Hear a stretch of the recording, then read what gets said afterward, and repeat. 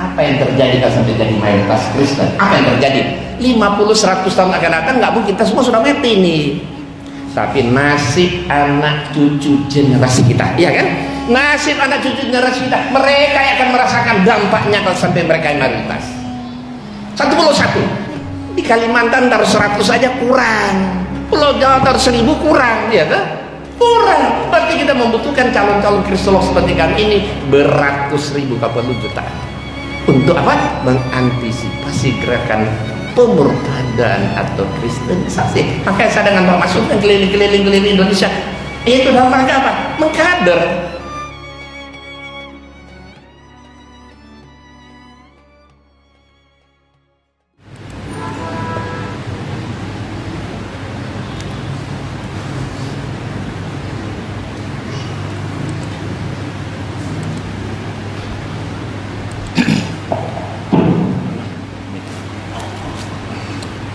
Ini ada mic bisa dipegang jalan ini, ada mic yang bisa dipegang, nggak usah pakai ini. Dan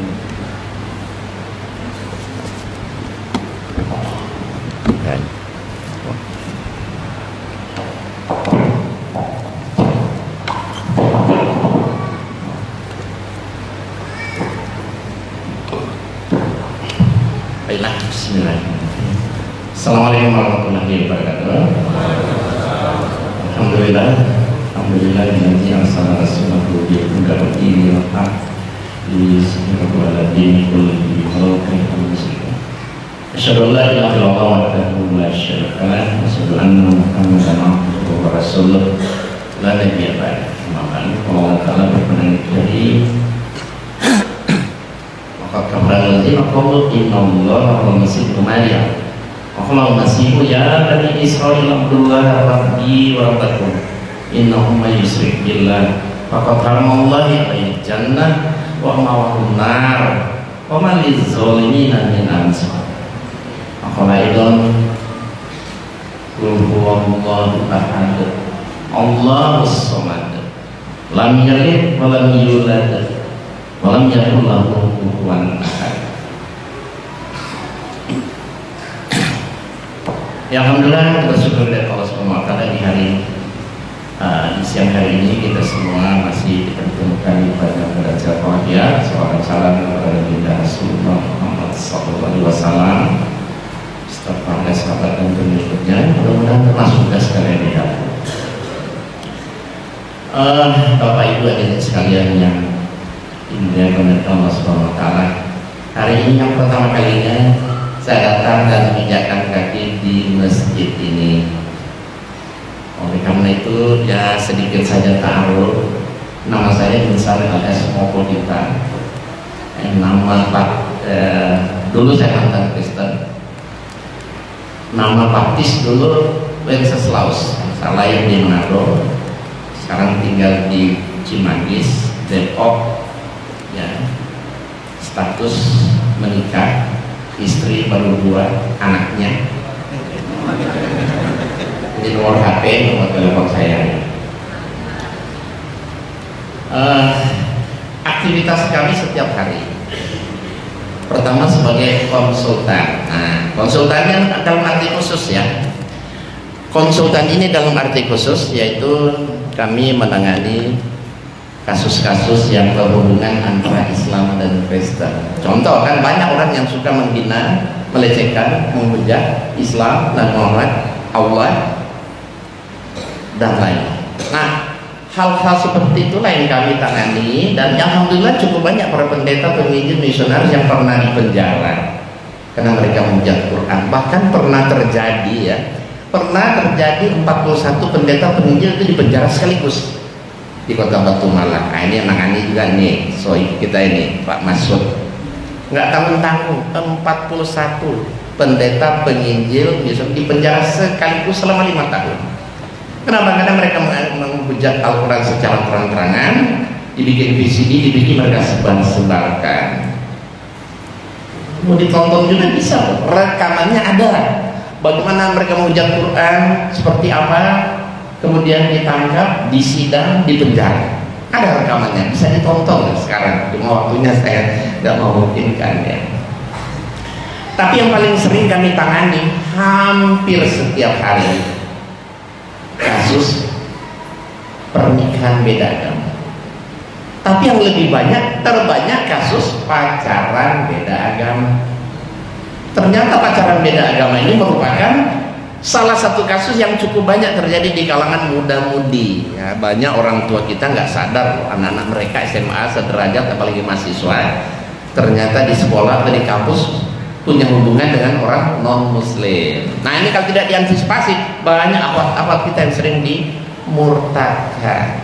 Tapi kalau yang paham dibawa ke rumah saya, walaupun tidak semua, tapi 70-80% orang-orang yang saya tangani ini akhirnya mereka mau menikah secara Islam. Kalau nggak mau, ya bubar, putus, daripada harus menikah di gereja. Karena itu hadirin, apabila bapak, ibu, hadirin sekalian punya kasus seperti itu, mungkin punya teman, kenalan, tetangga, saudara, ya kan? Kalau ada kasus seperti itu bisa telepon kami. Saya, Pak Masud juga bisa. Hubungi kami, insya Allah kami akan memberikan solusi. Bagaimana caranya agar supaya yang Kristennya masuk Islam, bukan kita ditarik masuk Kristen. Kenapa? Karena ya keilmuan kita ini, keilmuan saya Pak Masudnya lebih spesialisasi di bidang itu.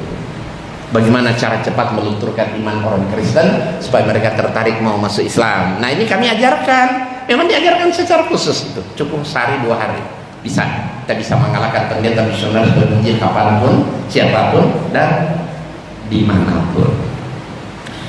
Kemudian saya di GPMI, di Dewan Dakwah Depok, ada Pusat Dakwah Islam, Yayasan Birudain, dan saya memberikan kajian kristologi di Jakarta, di seluruh Indonesia, bersama Pak Masud juga. Alhamdulillah hari ini ada di sini.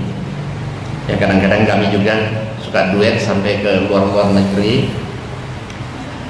Dan terakhir saya penulis buku ya, dan sebagai debater. Kalau buku saya alhamdulillah selama saya masuk Islam saya telah menulis buku lebih 50 judul. Ya cukup banyak ya, lebih 50 judul, dan buku-buku saya semuanya intinya bagaimana kita berdakwah mengajak non muslim masuk Islam. Dan sebagai debater ya kita paling banyak, mungkin di YouTube kita banyak sekali di dunia maya. Mungkin pernah nonton saya sering di YouTube mendebat para pendeta-pendeta di Indonesia. Saya sering sekali berpasangan dengan Pak Masud ini mendebat para pendeta-pendeta. Nah, buku-buku ini ya, buku saya lebih 50 judul, tapi hari ini saya bawa mungkin cuma ya sekitar 7-8 judul kali, enggak banyak, apa sedikit. Nanti yang berminat bisa dilihat setelah acara ini, mungkin di samping apa di depan masjid ya. Baik, itu sekedar taruh kita. Biasanya saya suka menaruhkan tema ya, mungkin agak unik, agak beda kalau saya dengan yang lain. Kalau saya sering suka tawarkan tema kan. Dan tema-tema saya ini bisa dipilih. Oh, tolong bahas nomor 1, tolong bahas nomor 6, tahun bahas nomor 10, 12 atau berapa, boleh kalau waktu memungkinkan. Dan tema saya banyak, bukan cuma ini, masih ada banyak ya. Jadi ini tema-tema bisa dipilih, satu tema satu kajian, satu tema satu kali pertemuan ya. Masih ada. Nah ini ya sudah 41, dan terakhir sampai 50-an tema. Nah, di mana tema-tema ini pada dasarnya bisa kita pilih, tinggal dituju. Dilihat dari tema-tema ini ya boleh dikata 90% lebih ini intinya kan perbandingan Islam Kristen lah. Ada orang bertanya, Pak Insan, sebenarnya dakwah mana yang lebih dulukan kita dakwah? Kepada orang Islam atau kepada orang non muslim? Nah, gitu. Mana yang lebih penting? Dakwah pada orang Islam atau non muslim? Ya dua-dua penting, dua-dua perlu. Tapi Bapak dan Ibu, dakwah yang sesungguhnya itu sebenarnya bagaimana kita berdakwah mengajak non muslim masuk Islam. Itu baru dakwah yang sesungguhnya pahalanya sangat besar. Kenapa? Saat ini kami berdua Pak Masud tidak berdakwah. Ini sudah Islam semua kok. Kami tidak perlu mengajak kalian masuk Islam kan? Nggak perlu. Bahkan ada sudah Islam duluan daripada saya. Nggak perlu. Ini taklim, iya kan? Taklim. Dakwah yang sesungguhnya mengajak non muslim masuk Islam. Itu dakwah yang pahalanya justru sangat besar. Tapi sayang sekali amat sangat sedikit yang melakukannya di Indonesia. Di Indonesia ustadz itu ada berjuta-juta kan kalau dihitung kan? Berjuta-juta. Tapi kristolog semacam saya dan Pak Masud ini, kalau antum ada bisa sebut 10 orang aja di seluruh Indonesia, saya kasih hadiah. Ya Pak maksudnya? Dikasih hadiah kalau bisa sebut 10 orang dengan tepat. Siapa 10 orang yang berdakwah seperti kami mengajak non muslim masuk Islam? Kristologi. Nggak pernah ketebak, paling kali sebut 5, 6, 7 sudah mentok. Siapa lagi ya? Siapa lagi? Sementara kami ini sudah tua-tua. Ini paling muda aja berapa? 49, 50. Ini udah paling muda 50. Saya 68 loh. Ini sudah tua-tua pada mati satu-satu lagi. Nah, kalau nggak ada regenerasi, ya kan? Habis. Pemurtadan ini terjadi di seluruh Indonesia, bahkan Indonesia negara nomor 1 paling berhasil mereka melakukan kristenisasi atau pemurtadan. Indonesia yang mayoritas nomor 1 paling berhasil mereka. Seluruh Indonesia terjadi pemurtadan. Katanya di Indonesia ada pulaunya ada berapa ini? Pulau di Indonesia ada berapa Mbak? Berapa pulau di Indonesia? 17 ribuan kan? Betul? Lebih 17.000 pulau di Indonesia. Seandainya satu pulau taruh satu orang kristolog seperti Pak Masud saya, berarti kita butuh 17.000 kristolog. Satu pulau satu. Di Kalimantan taruh 100 saja kurang. Pulau Jawa taruh 1.000 kurang, ya kan? Kurang. Berarti kita membutuhkan calon-calon kristolog seperti kami ini beratus ribu, kalau perlu jutaan. Untuk apa? Mengantisipasi gerakan pemurtadan atau kristenisasi. Makanya saya dengan Pak Masud kan keliling-keliling Indonesia. Itu dalam rangka apa? Mengkader sebanyak mungkin agar supaya banyak calon-calon kristolog yang bisa menghalau gerakan kristenisasi sampai masa akan datang. Kenapa? Karena kalau tidak diantisipasi, Indonesia satu saat bisa jadi mayoritas Kristen. Tapi Eropa, Amerika bisa menjadi mayoritas muslim. Kenapa? Karena perkembangan Islam di Eropa Amerika sangat pesat sekali. Jadi kemungkinan satu saat 50-100 tahun akan datang Eropa Amerika jadi mayoritas muslim, Indonesia jadi mayoritas Kristen. Kalau tidak diantisipasi, apa yang terjadi kalau sampai jadi mayoritas Kristen? Apa yang terjadi? 50-100 tahun akan datang nggak mungkin kita semua sudah mati nih. Tapi nasib anak cucu generasi kita, iya kan? Nasib anak cucu generasi kita, mereka yang akan merasakan dampaknya kalau sampai mereka mayoritas. Di mana mereka mayoritas habis kita dibantai. Lihat di Ambon terbantai, Poso terbantai, Tolikara sedang sholat id dibubarin, bahkan masjid kita dibakar kan? Kenapa? Karena mereka mayoritas.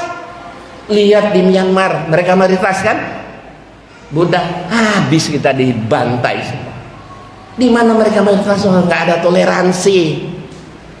Tapi kalau mereka minoritas seperti di sini, oh toleransi, rukun, damai, ya gitu kan? Karena mereka minoritas. Giliran mereka mayoritas, oh nggak ada cerita. Makanya kita harus berbuat.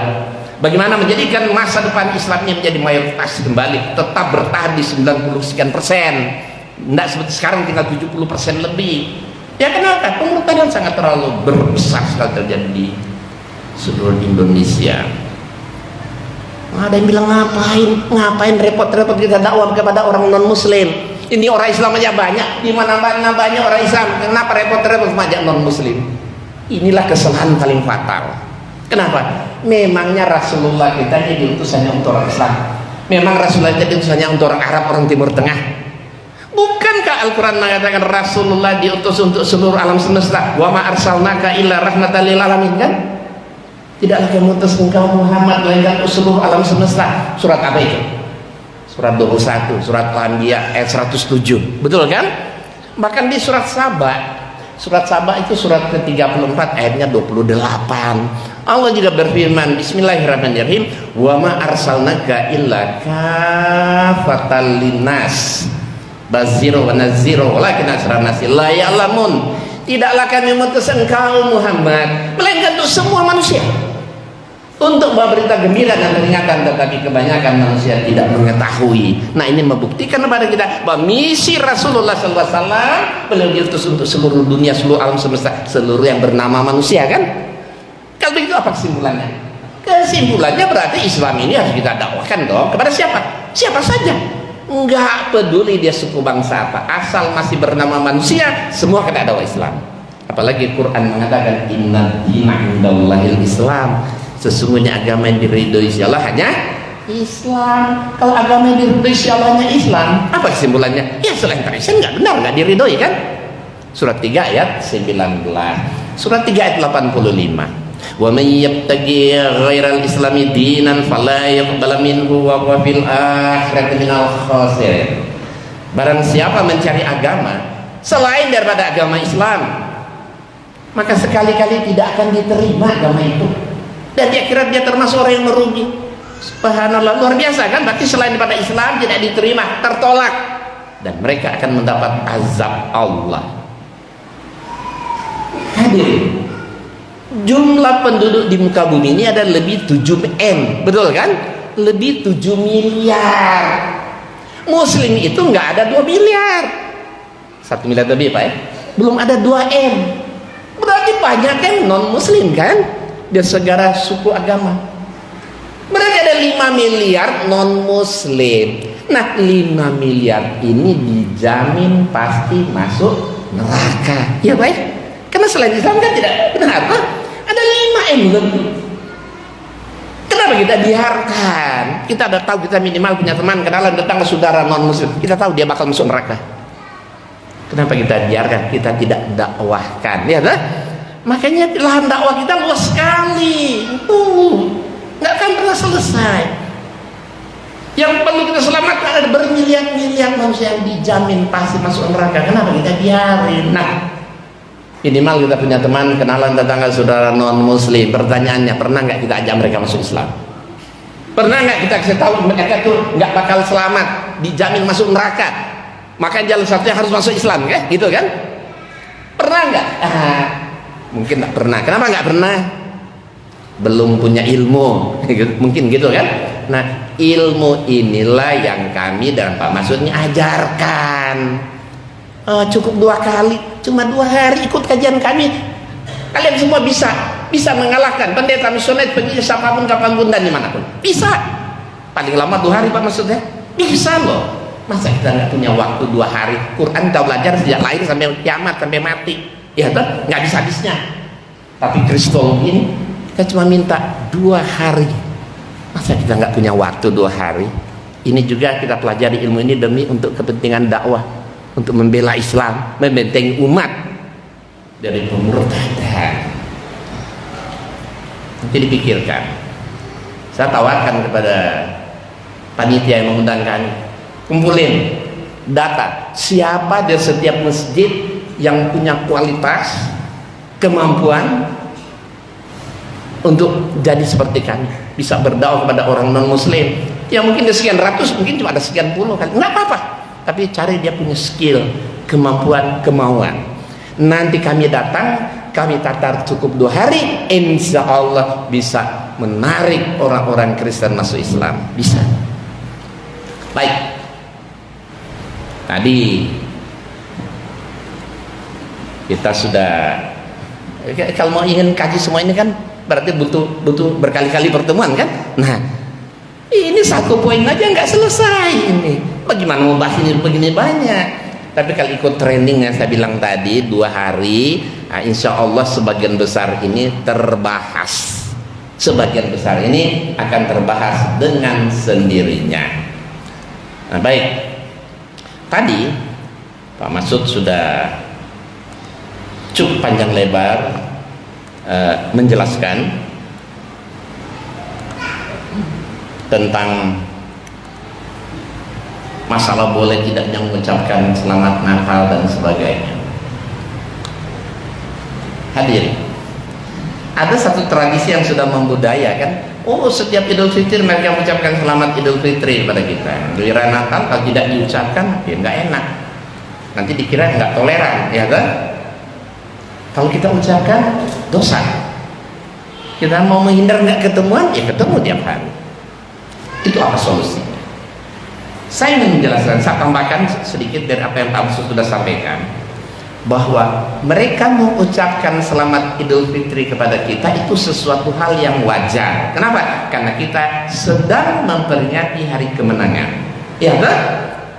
Setelah sebulan penuh kita puasa Ramadan, itu pun dalam rangka melakukan perintah Allah, ya ayyuhallazina amanu kutiba alaikumusiyam, ya kan? Kama kutiba alal ladzina min qablikum la'allakum tattaqun. Dalam rangka itu kita puasa Ramadan, akhirnya kita kembali setelah melakukan dengan sungguh-sungguh ikhlas karena Allah, melalui cobaan godaan 4 tahun supaya kita kembali pada fitrah kita, fitri, suci kembali bagaikan anak yang baru dilahirkan. Maka kita memperingati hari kemenangan itu disebut Idul Fitri. Jadi Idul Fitri itu kita memperingati hari kemenangan. Kalau mereka ucapkan selamat Idul Fitri wajar. Tapi Natal itu artinya hari kelahiran. Kelahiran siapa? Yesus. Sebagai apa? Tuh anak Tuhan, bahkan Tuhan itu sendiri yang menjelma menjadi manusia. Jadi beda kan, kita memperingati hari kemenangan, mereka memperingati hari kelahiran Tuhan. Nggak sama kan? Nggak sama.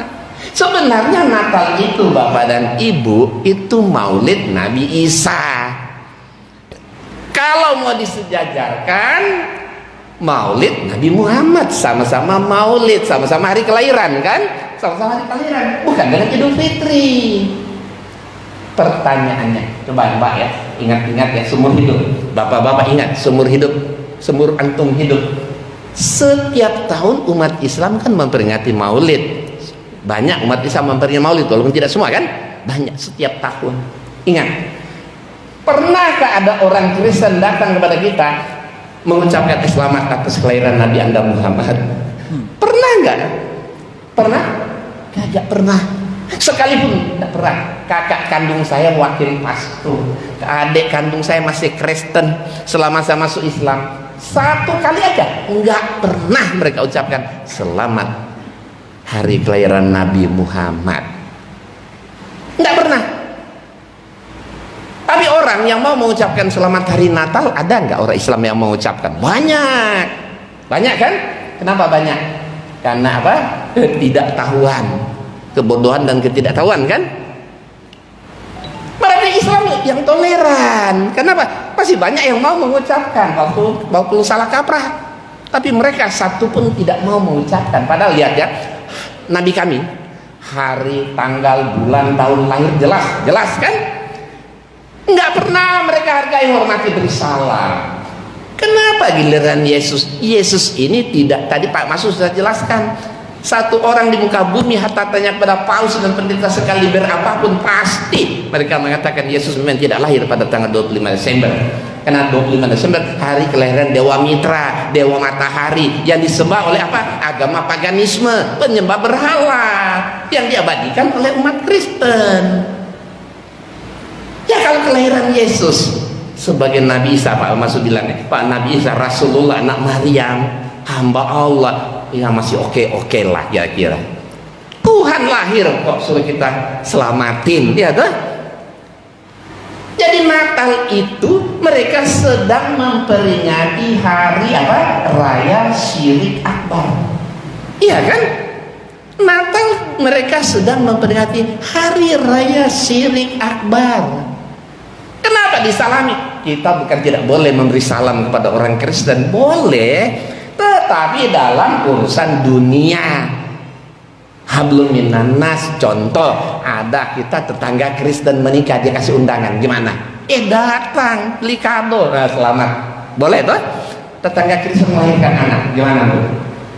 Beli pokok bayi, perlu kan? Kita datang ya, selamat, nggak apa-apa. Atau teman tetangga Kristen apa naik pangkat jabatan, lulus ujian, nggak apa-apa ya, selamat ya, boleh.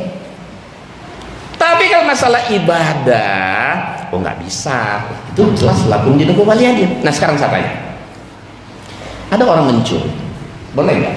Selamat ya, Anda telah menjadi pencuri. Nggak perlu kan? Koruptor, selamat ya, Anda telah menjadi koruptor. Orang berzina, orang selingkuh, selamat ya, Anda telah menjadi pezina, peselingkuh. Boleh nggak? nggak perlu. Kenapa nggak perlu? Itu perbuatan maksiat, betul? Jadi setiap perbuatan maksiat nggak perlu dihargai, dihormati, disalami. Padahal kan semua dosa itu insya Allah Allah ampuni, asalkan taubatan nasuha, ya kan? Tapi ada satu dosa yang Allah tidak akan pernah mau ampuni. Dosa apa tadi? Syirik. Nah, Natal itu mereka sedang memperhati syirik akbar. Kenapa itu yang disalami? Nggak perlu. Begitu juga dengan tahun baru, ya. Tahun baru 1 Januari itu tahun baru Kristen. Orang Kristen, tahun baru Kristen. Kenapa? Karena dihitung sejak kelahiran Yesus ke sini. Coba menjelang jam 12 tengah malam. Nah, tunggu, minggu depan kan? Jam 12 tengah malam kita lihat umat Islam beli petasan, yang jual petasan umat Islam, yang jual kembang api umat Islam, yang jual trompet umat Islam, yang beli umat Islam juga. Begitu jam 12 tengah malam kita lihat langit, begitu jam 12 tengah malam, waduh subhanallah, lihat angkasa langit indah sekali, petasan itu meledak-ledak di udara, ya kan, bagai bom meledak-ledak di udara, mengeluarkan cahaya sinar yang warna-warni kan, mempesona. Kemudian apa? Trompet ditiup juga kan, rame orang tiup trompet. Tahu di sini ada nggak Natalan orang jual trompet? Ada nggak? Ada. Sama saya kira di Jakarta. Trompet ditiup, rame menyambut tahun baru. Padahal trompet itu kalau bahasa Injil ya, bahasa orang Kristen, bahasa Alkitab, trompet itu nafiri itu trompet. Saya masih ingat dulu ketika saya masih beragama Kristen, sebelum tiup trompet ada lagunya itu, tiup nafiri dan bunyikanlah, Yesus mau datang lagi, datang lagi, Yesus mau datang lagi. Jadi tiup trompet itu menyambut kedatangan Tuhan Yesus Kristus mereka itu. Coba tiup trompet menyambut kedatangan Yesus. Yang niup siapa? Kita orang Islam. Padahal menyambut kedatangan Yesus itu. Coba. Habis itu apa? Selamat tahun baru kan? Salam-salaman. Pertanyaannya sama. Tolong ibu-ibu, bapak-bapak ingat-ingat, seumur-umur hidup bapak ini, setiap tahun kita memperingati tahun baru Hijriah, tahun baru Islam. Pernah nggak mereka datang selamat tahun baru Islam? Pernah? Kagak pernah sekalipun. Di sini terlihat yang sangat tidak toleran mereka, iya kan? Kenapa orang Islam yang mau mengucapkan Natal dan tahun baru itu bisa abrak-abrak? Banyak karena kebodohan dan ketidaktahuan.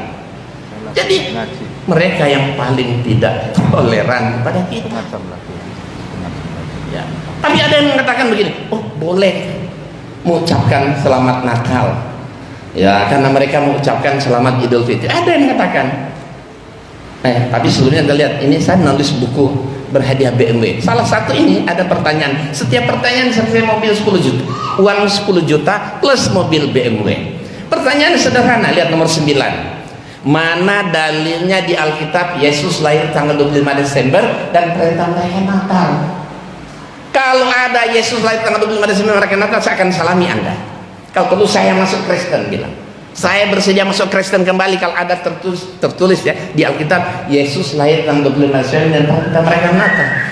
Nah, sempatin nggak ada. Bahkan pertanyaan pertama, lihat pertanyaan pertama, KTP mereka Kristen. Tanya agama apa? Kristen.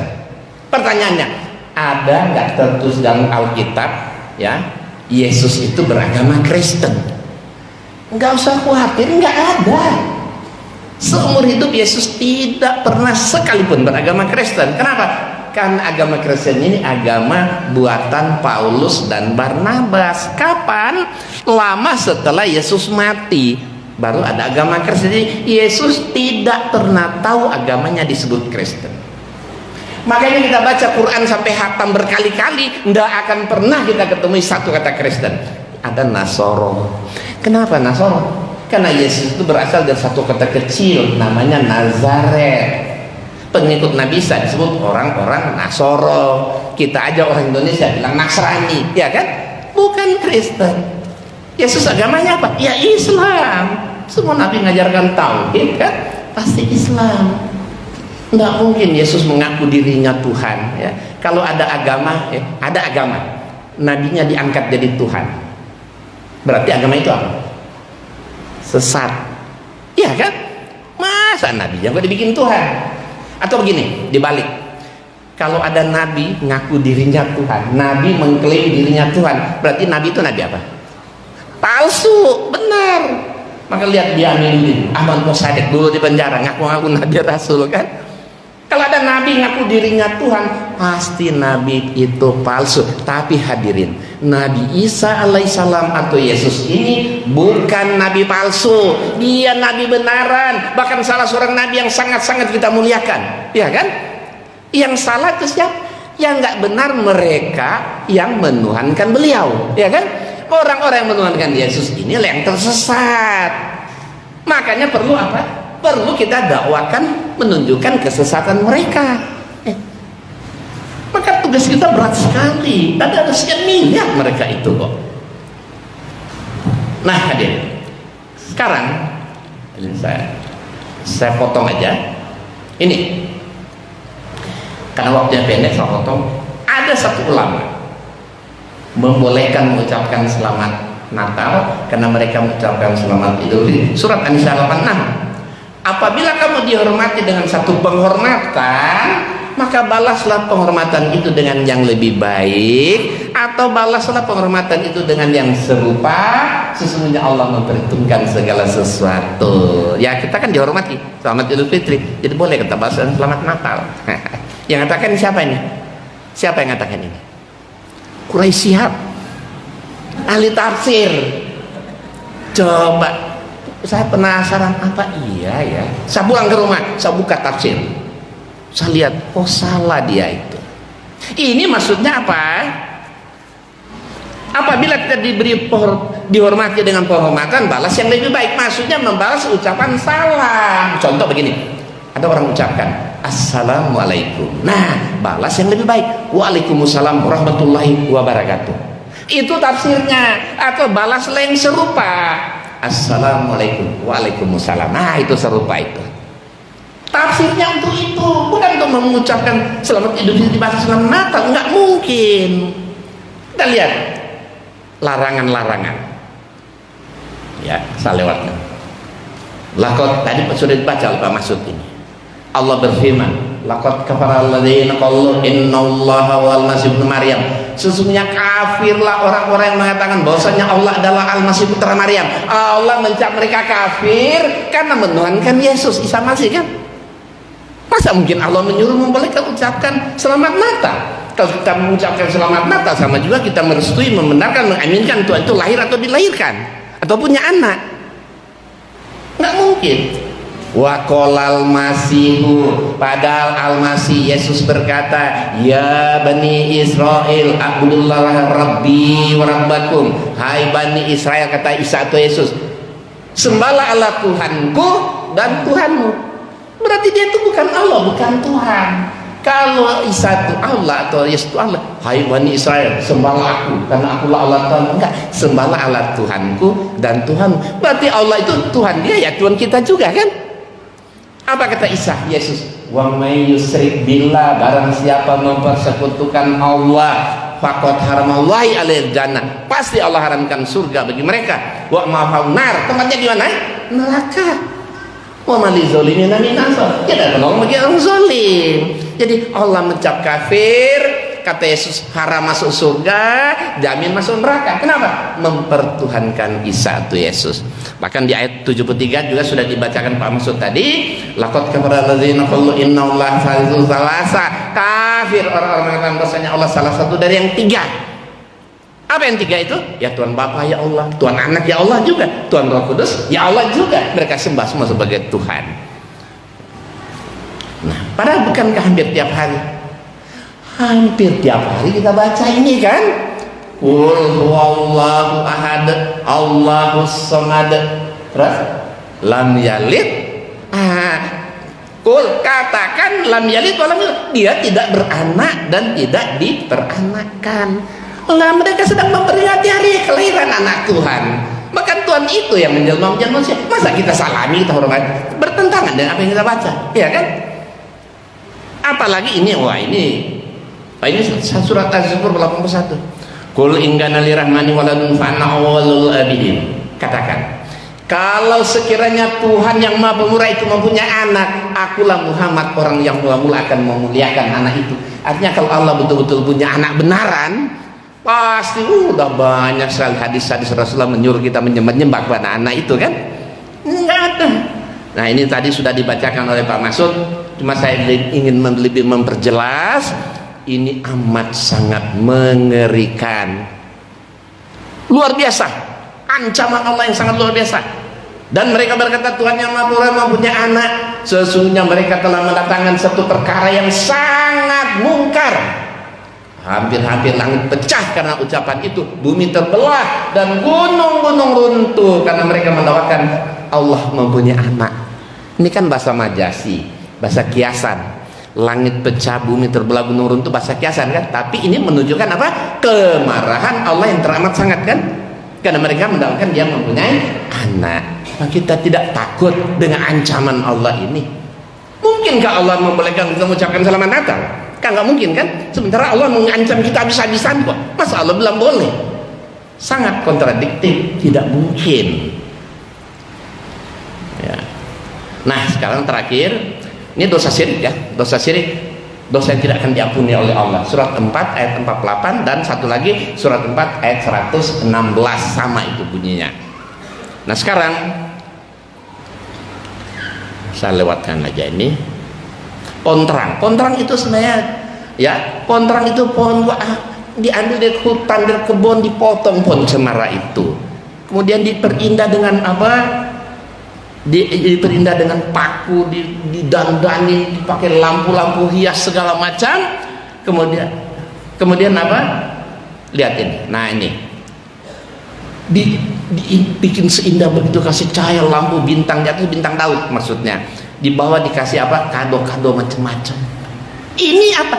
Dalam rangka memperingati hari ulang tahun Tuhan. Tuhan kok punya ulang tahun kan?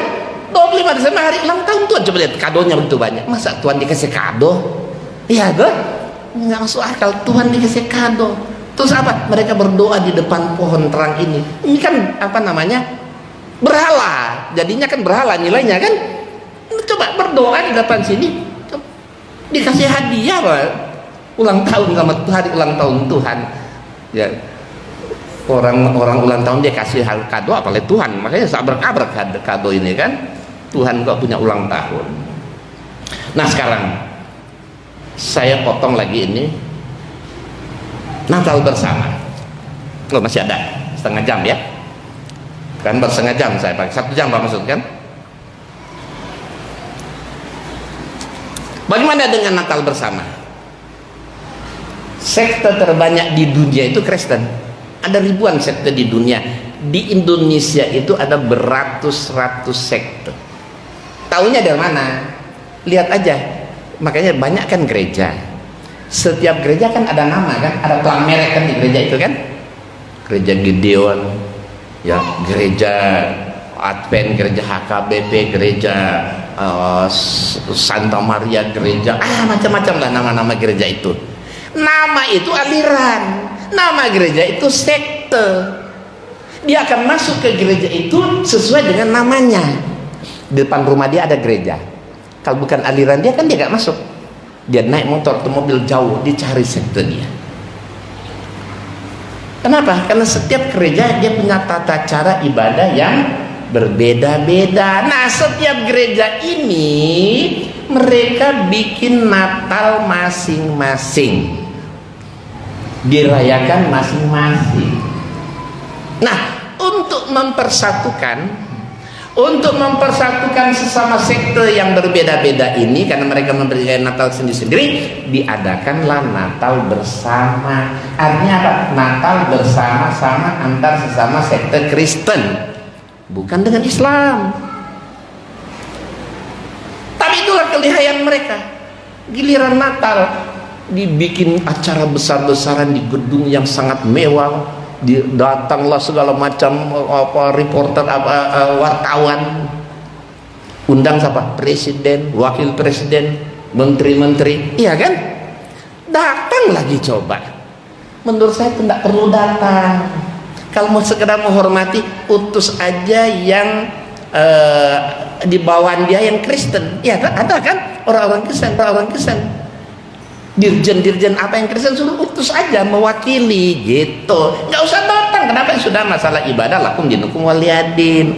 Toh kita juga coba, kalau kita sholat id di lapangan, Idul Fitri, Idul Adha, pernah nggak kita undang orang non muslim ke lapangan? Nggak pernah. Maulid Nabi Isra Mi'raj diperingati di dalam masjid, pernah undang orang non muslim? Pernah? Kagak. Bahkan coba masuk masjid aja najis mereka, nggak boleh kan? Kenapa? Karena ibadah lah. Coba orang Cina memperingati Imlek, pernah nggak kita diundang ke kelenteng? Ayo pegang dupa bakar terus sodok-sodok begini kan? Makanya rezeki orang Cina kita banyak. Kenapa? Disodok-sodok kata, minta kemudian sambil nyodok-nyodok pakai api, makanya turun kata rezekinya. Nggak pernah kan? Nyepi, ayo nyepi pernah nggak orang Bali undang kita nyepi bersama? Kagak ada. Bahkan suara ajan aja di Bali nggak boleh terdengar kan? Kenapa? Karena memang setiap agama mestinya memperingati sendiri-sendiri aja. Tapi itulah kelihayan mereka. Giliran Natal kok undang semua presiden, wakil presiden, pejabat-pejabat. Astagfirullah, padahal tidak perlu. Itu udah masalah ibadah, harus lakum dinukum waliyadin. Kalau Natal bersama, makanya kita lihat gereja itu banyak kan? Gereja itu banyak. Ini di mana? Di Bekasi loh, Bekasi pinggiran Jakarta.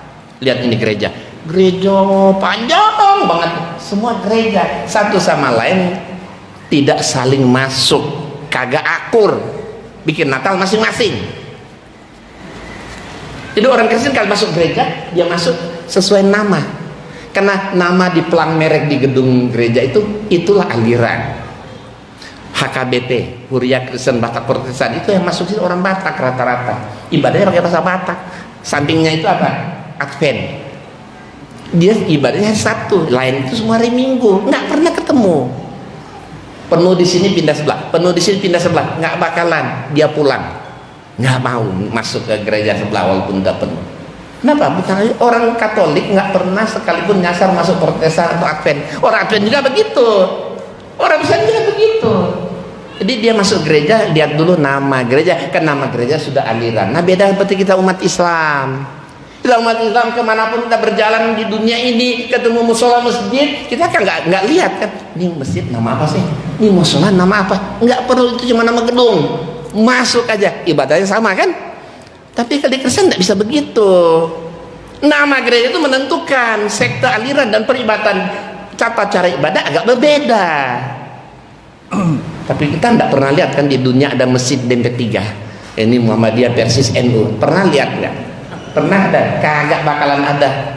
Kalau ada pasti berjauhan, ya kan? Kenapa? Karena tata cara ibadah pada saya sama. Maka saya bilang ini, kalau Yesus turun ke bumi, Yesus turun ke bumi mau masuk di mana dia ini? Kemana? Mau masuk di mana?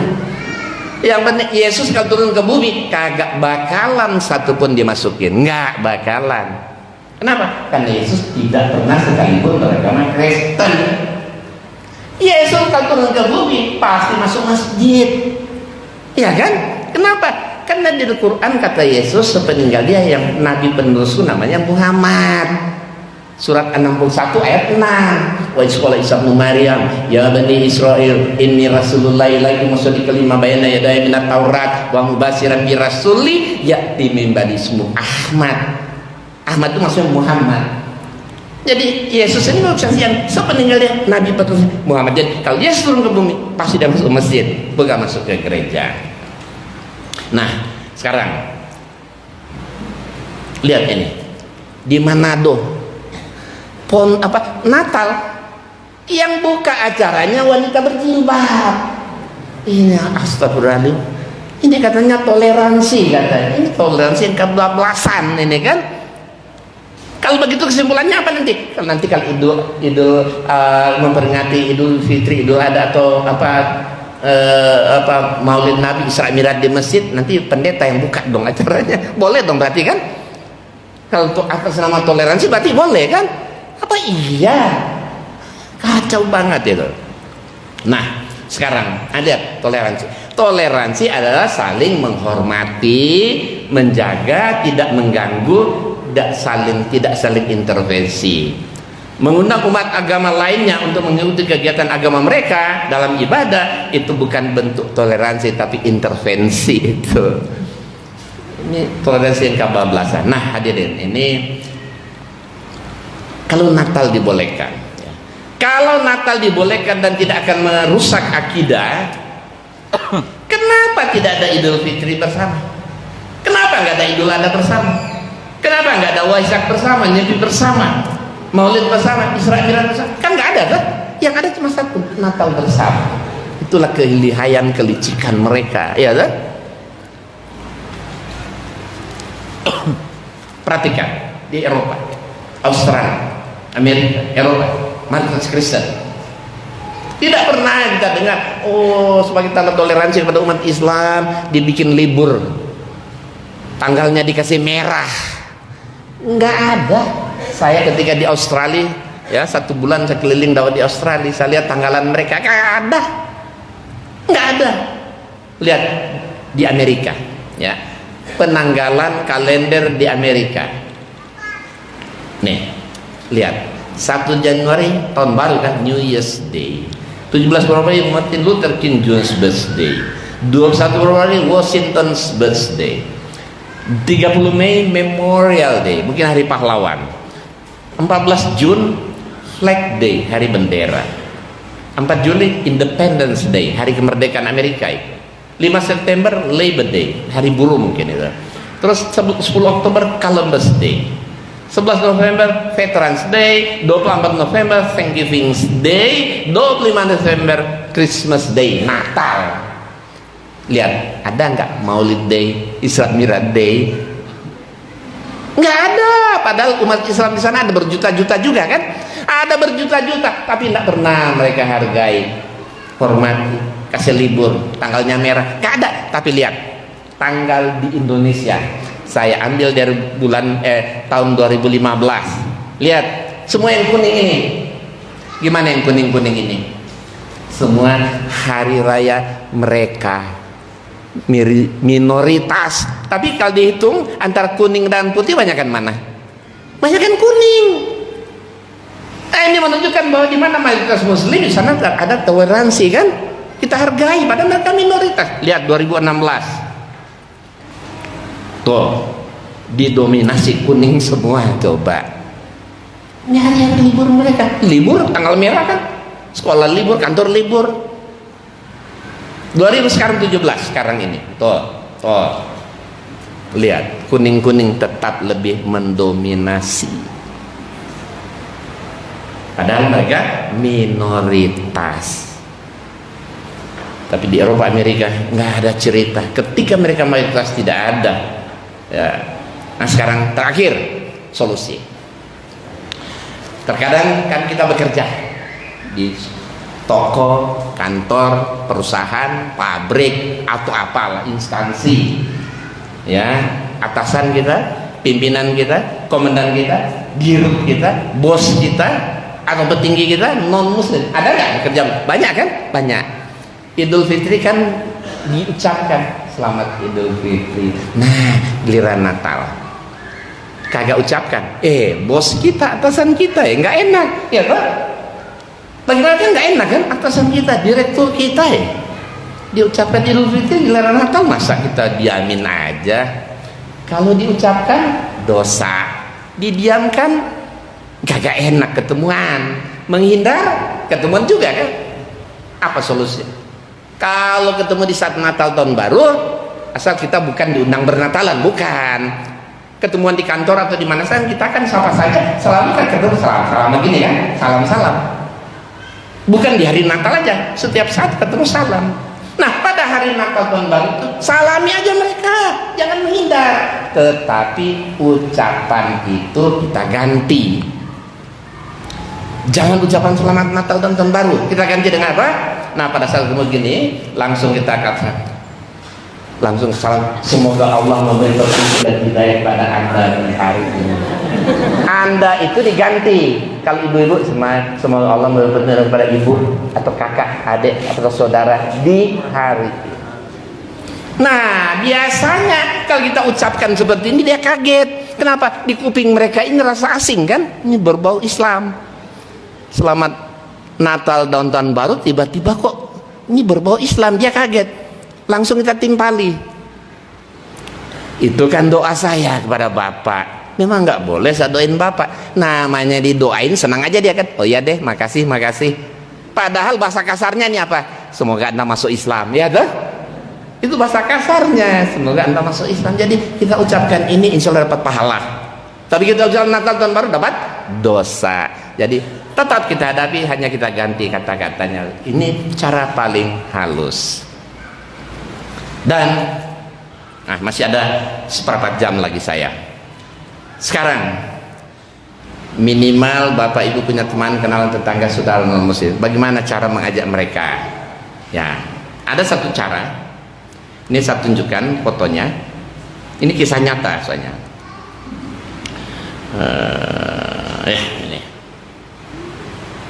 Ini buku-buku yang saya tulis. Ini buku saya paling disukai orang ini. Ya.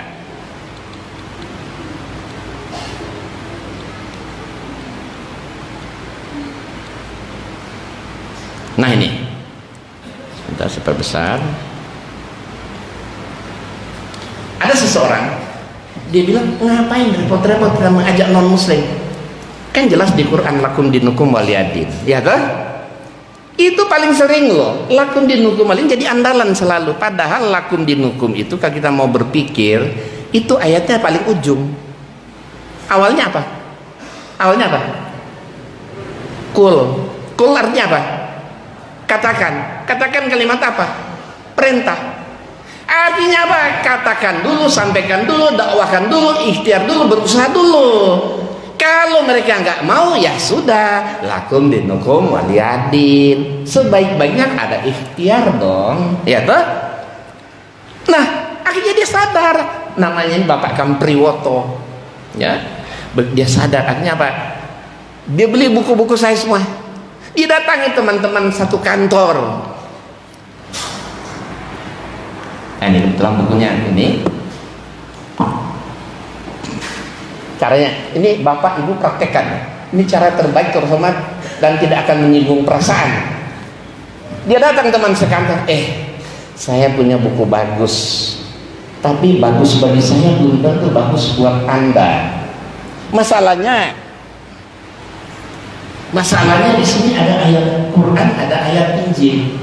Semua ayat Al-Quran saya cek Al-Quran benar, tapi ini ada ayat Injil aku nggak ngerti. Kamu kan Kristen, boleh nggak saya minta tolong? Gitu kan? Yang Kristen ini nanya minta tolong apa? Tolong kamu bawa buku ini, kamu baca.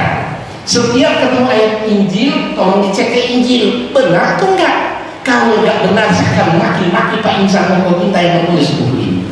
Itu basa-basi.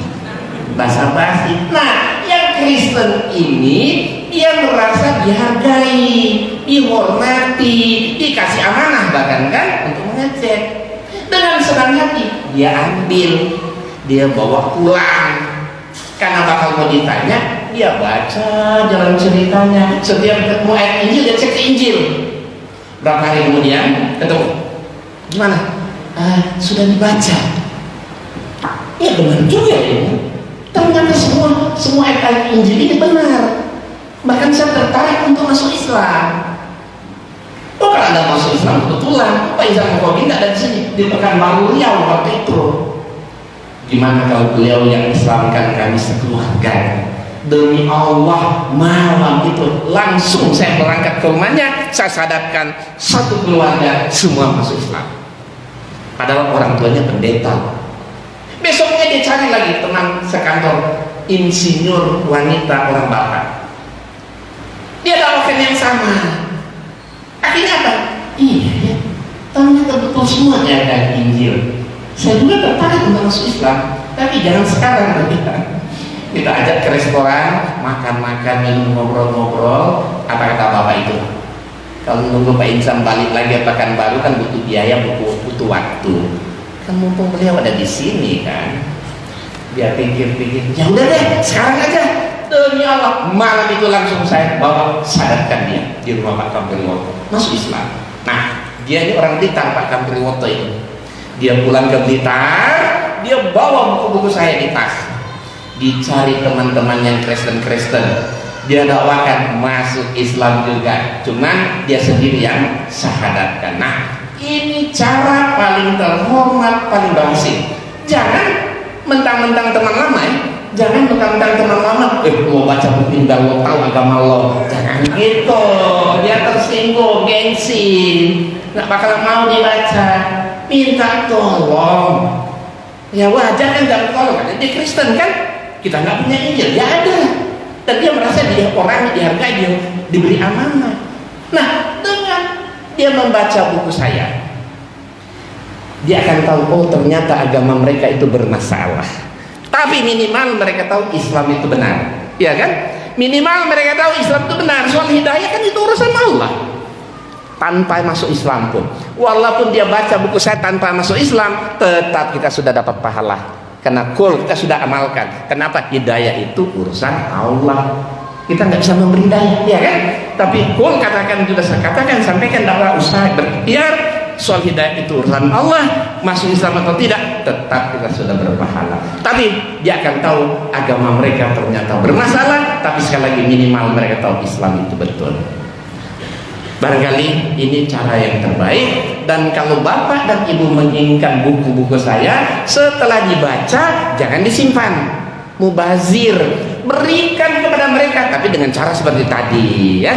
Dan buku saya tidak dijual di toko buku manapun, tidak dijual di toko buku manapun. Kalau bapak ibu berkenan, kebetulan saya bawa walaupun dari 50-an judul, saya hanya bawa 7-8 judul, tapi boleh dilihat nanti, nggak tahu di depan sini atau di depan situ atau masih di mobil, boleh silakan. Boleh ditransfer, boleh dibayar tunai, boleh ditransfer hari ini, boleh minggu depan, boleh bulan depan, terserah bapak aja. Ini demi untuk dakwah. Demikianlah ini yang bisa saya sampaikan. Dan waktu hampir setengah jam, mungkin kita bisa dialog atau diskusi tanya jawab terhadap saya maupun Pak Masud. Apa saja yang kami sampaikan, silakan ulang ditanya kalau belum paham, atau mungkin ada hal-hal lain yang mungkin pengalaman Bapak Ibu ketika diserang-serang oleh orang Kristen bingung menjawabnya. Nah, silakan pertanyakan kepada kami, mudah-mudahan kami berdua bisa menjawabnya. Demikianlah. Assalamualaikum warahmatullahi wabarakatuh.